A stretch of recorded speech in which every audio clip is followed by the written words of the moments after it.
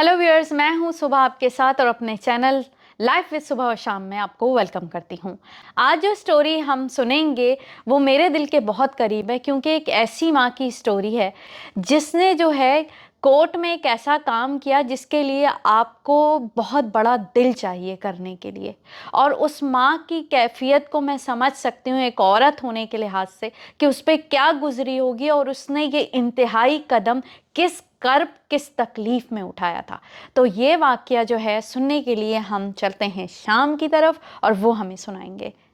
हाँ, और इसको कहते हैं विजिलांटी किया है उन्होंने। विजिलांटी एक टर्म है कि जब इंसान कानून को अपने हाथ में लेता है। ऑफ कोर्स जिसमें मेरा और सुबह का तो यही है कि कभी भी कानून खुद को हाथ में नहीं लेना चाहिए, लेकिन हम्म। ये एक स्टोरी हुई थी जो हमने आपसे शेयर करनी है कि उस औरत पे क्या गुजरी, उसने ऐसा कदम उठाया। अच्छा बुरा ये आप फैसला करें, कानून का काम है फैसला करना। हमारा काम है आपके सामने एक क्राइम स्टोरी शेयर करना आपके साथ। तो कभी क्या आपने सुना है कि अदालत में पेशी हो मुजरिम की और औरत उसको पीठ के पीछे कई गोलियां मार दे, और जब गोलियां ख़त्म हो जाएं तब भी वो ट्रिगर दबाती चली जाए? सुना है आपने? हम आपको आज सुनाते हैं। ये एक खातून थी, मैरियन उनका नाम था, मैरियन बैकमेयर। ये जर्मनी में मौजूद थी। उनके पेरेंट्स वर्ल्ड वॉर के बाद आए थे और उनकी बहुत अब्यूसिव और लो गरीब फैमिली थी। वो जर्मनी में रहती थी और आप गूगल करेंगे आपको मिल जाएगा, जब मैरियन बैकमेयर के नाम से, और उसके हम पिक्चर भी डाल देंगे। तो घर बहुत गरीब था और बाप उनका शराबी था, सॉल्ट करता था। तो बेचारी का पास बड़ा बुरा था, बचपन बहुत बुरा गुजरा था और 16 साल की उम्र में वो प्रेग्नेंट हो गई थी। आप देखें कि उस ज़माने में, अभी की ज़्यादा पुरानी बात नहीं, 100-200 साल के अंदर हुआ है। तो 16 साल की उम्र में क्या बच्ची की जिस्म होता है, क्या उसकी एजुकेशन होती है, क्या उसकी मेच्योरिटी होती है, प्रेग्नेंट हो गई थी।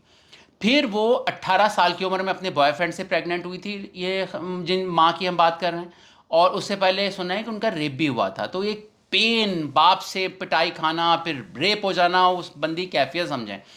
फिर 22 साल की उम्र में उनकी बेटी पैदा हुई थी। अच्छा ये मैं बता दूं, जो दोनों शुरू के 2 बच्चे पैदा हुए वो उन्होंने अडॉप्शन के लिए दे दिए थे, क्योंकि ये बंदी पाल नहीं सक रही थी गुर्बत की वजह से, और भी कोई मसले थे इनके साथ। ठीक है।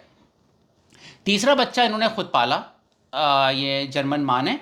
और इस माँ ने उस बच्ची को बड़ा किया, 7 साल की बच्ची होगी, उसका नाम ऐना रखा। या कहीं मोहल्ले में ना एक खूनखार भेड़िए ने उस 7 साला बच्ची को अगवा करता है, रेप करता है और कत्ल कर देता है। जब ये बात पता चली तो उसकी माँ तो पागल हो गई। उसने तो अपनी किसी की बेटी, और माँ हम्म। सोचें यार वो कितना प्यार से उसको पाला था। और फिर अदालत में जब इस बंदे को लाया गया, और ये बंदा जो था आदि मुजरिम था, इसने पहले भी 2 बच्चियों को रेप किया था। और ये इवन कहते हैं कि सेक्सुअल, अपनी सेक्स की ताकत बढ़ाने के लिए हार्मोन थेरेपी भी करता था, दवाइयाँ खाता था कि इसकी हवस बढ़े। तो इस चक्कर में रेप भी करता था बच्चियों के। तो भाई ये कोर्ट में छुपा के गन ले आई। ओके। और इन्होंने उस कातिल को मारा। बाद में वो उनको ये सज़ा हुई थी 6 से 7 साल की। जज ने कहा तुमने कानून हाथ में लिया और सज़ा हो गई, लेकिन वो 2 साल में बाहर आ गई थी, 2 साल के करीब उनको बाहर आ गई थी। उनसे इंटरव्यू में पूछा कि तुमने ऐसा क्यों किया। पता उस माँ ने क्या बोला? उस माँ ने बोला मैंने उसको इसलिए मारा कि वो मेरी बेटी के बारे में झूठ फैला रहा था, कि मेरी बेटी का जब इसने रेप किया इस दरिंदे ने, तो बेटी ने बोला तो मुझे पैसे दो वरना मैं अपनी माँ को बता दूंगी। देखें, 7 साल मासूम बच्ची हम्म। वो ऐसी बात करेगी। ये कातिल उसको बदनाम कर रहा था, यानी मरने मारने के बाद भी उसको बदनाम कर रहा था, इतना शैतान नुमा आदमी था।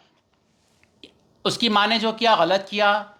पिस्तौल नहीं उठाना चाहिए, कानून को देखना चाहिए। लेकिन मैंने कहा आपसे स्टोरी शेयर करूं कि किसी माँ का जो दर्द है, और ऐसे ये इसमें जो हम बात अक्सर करते रहते हैं बैड टच गुड टच, तो हम्म। भाई आप अपने बच्चों पे नज़र रखो, मोहल्ले में किससे मिलते हैं किससे नहीं मिलते। ये वीडियो बनाने का हमारे जो मकसद होते हैं कि आप इनसे सबक लो, और हम्म। आसपास नज़र रखो, रिश्तेदारों पे नज़र रखो कि कोई बच्ची को क्यों खिलाता है, क्यों लेके जाता है। सही है। तो बहरहाल ये वाक़या है कोर्ट में मारा जाना। इस पे आप क्या समझती हैं सुबह, ये जो वाक़या है इसमें जो बच्चों के साथ ज़्यादती होती है, हर पाकिस्तान में हम्म। ज़्यादा होती है, यहाँ तो फिर ही पता चल जाता। आप क्या कहती हैं? मैं इस बारे में ये कहूँगी कि मतलब इस तरह के दरिंदे हमारे आसपास होते हैं, तो हमें अल्लाह ताला तमाम बच्चियों को अपनी हिफाजत में रखे। ये एक माँ के लिए एक पूरे घर ख़ानदान के लिए बहुत तकलीफ़ दे बात होती है। जैसे अभी पास्ट में बहुत से ऐसे वाक़यात आ चुके हैं, जो बच्ची ज़ैनब का इंसिडेंट था वो काफ़ी तकलीफ़ दे था। इस तरह हम अपनी बच्चियों को हिफ़ाज़त में रखना चाहिए और ये बहुत तकलीफ़ दे होता है। इसके लिए मैं आपसे, मेरे पास अल्फ़ाज़ नहीं है कि मैं किस तरह बताऊँ कि इस तरह के दरिंदे अपनी क्यों इस तरह हरकत करते हैं और इस तरह के इक़दाम, इस तरह किसी की ज़िंदगी को मार देते हैं। कैसे उनका दिल होता है ये करने का, किस तरह, मतलब वो सोचते नहीं हैं। और इस तरह तो कुछ ऐसे आदि मुजरिम होते हैं जिनकी अपनी खुद की फैमिलीज़ होती हैं, तब भी वो लोग नहीं झिझकते, ना ये करने से डरते हैं। और बहुत से ऐसे जो हैं सीरियल किलर आपको मिलेंगे जो खुशहाल लाइफ गुजार रहे होते हैं अपनी ज़िंदगी में, और वो उनका दिल नहीं दुखता, उनका दिल नहीं तड़पता। वो किसी की औलाद पे इस तरह रेप करके, उसको मार के, गला दबा के फेंक जाते हैं सड़क पर।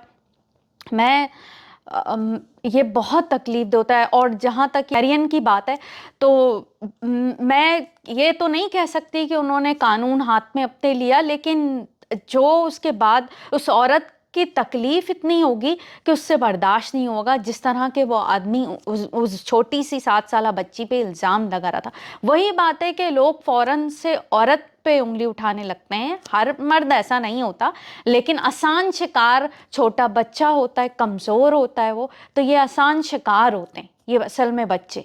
तो लोग इस तरह के जराइम पेशा लोग जो हैं, उनके लिए ये छोटे बच्चे आसान शिकार होते हैं, और इजीली ये लोग जो हैं इनको हासिल करके अपनी ये घनौनी किस्म के काम और ये हरकतें ये लोग इस तरह बच्चों पे निकालते हैं और उन्हें जान से मार देते हैं, ताकि वो किसी को बताएं नहीं। इवन धमकाते हैं, डराते हैं। ऐसा बहुत होता है बच्चों के साथ।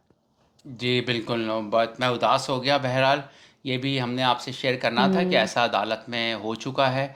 और आप कमेंट्स में बताइएगा कि और क्या ऐसा करना चाहिए कि ऐसे दरिंदों से बचाया जा सके बच्चों को।